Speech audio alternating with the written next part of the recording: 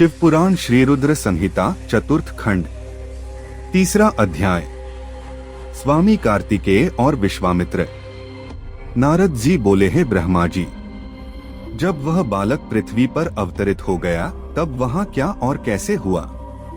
तब नारद जी का प्रश्न सुनकर ब्रह्मा जी बोले, हे नारद, जब गंगा जी द्वारा उस तेजस्वी बालक को लहरों द्वारा बहाकर सरकंडे के वन के पास छोड़ दिया गया, तभी वहाँ मुनि विश्वामित्र पधारे।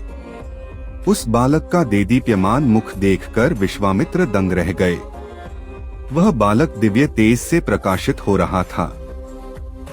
उसे बड़ा प्रतापी और बलशाली जानकर मुनि विश्वामित्र ने उसे नमस्कार किया और उसकी स्तुति करने लगे। तत्पश्चात मुनि बोले कि भगवान शिव की इच्छा से ही तुम यहाँ प्रकट हुए हो। शिव तो सर्वेश्वर हैं, वे ही परम ब्रह्मा परमात्मा हैं। इस संसार का हर प्राणी, हर जीव उनकी आज्ञा का ही पालन करता है। तब मुनि विश्वामित्र के ऐसे वचन सुनकर वह बालक बोला, है महाज्ञानी प्रकांड पंडित मुनि विश्वामित्र, मेरे इस स्थान पर आने के बाद सर्वप्रथम आप ही यहाँ पधारे हैं। निश्चय ही आपका यहाँ आना भगवान शिव की प्रेरणा से ही प्रेरित है। इसलिए आप ही विधि विधान के अनुसार मेरा नामकरण संस्कार कीजिए।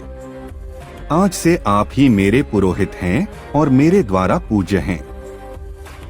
मेरे द्वारा पूज्य होने के कारण आप इस जगत में विख्यात और पूज्य होंगे।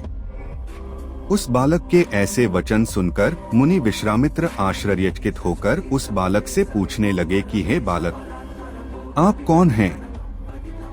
अपने विषय में मुझे बताइए। तब उनकी बात सुनकर वह बालक बोला, हे विश्वामित्र, अब आप ब्रह्मर्षि हो गए हैं। मेरे विषय में जानने से पूर्व आप मेरा संस्कार कीजिए। तब मुनि विश्वामित्र ने उस अद्भुत बालक का नामकरण संस्कार किया और उसका नाम कार्तिकेय रखा। गुरु दक्षिणा के रूप में उसने मुनि को दिव्य ज्ञान प्रदान किया। तब मैंने स्वयं वहां जाकर उस बालक को गोद में लिया और उसे चूमा। तत्पश्चात मैंने उसे शक्तियां और शस्त्र प्रदान किए। उन अद्भुत शक्तियों को प्राप्त कर वह बालक बहुत प्रसन्न हुआ और तुरंत ही पहाड़ पर चढ़ गया।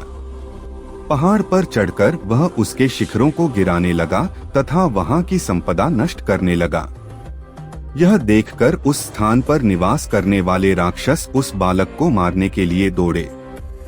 उन भयंकर राक्षसों से बिना भयभीत हुए उसने उन सबको भगा दिया। उनके भयंकर युद्ध से पूरा त्रिलोक कांपने लगा। त्रिलोक को भयभीत होता देखकर सब देवता वहां पहुंचे। देवराज इंद्र ने क्रोध में आकर उस बालक पर प्रहार किया। इस प्रहार के फलस्वरूप उस बालक के शरीर से विशाख नाम का दूसरा पुरुष पैदा हो गया। उन्होंने उस बालक पर एक और प्रहार किया तो नेगम नाम का एक और महाबली पुरुष पैदा हो गया।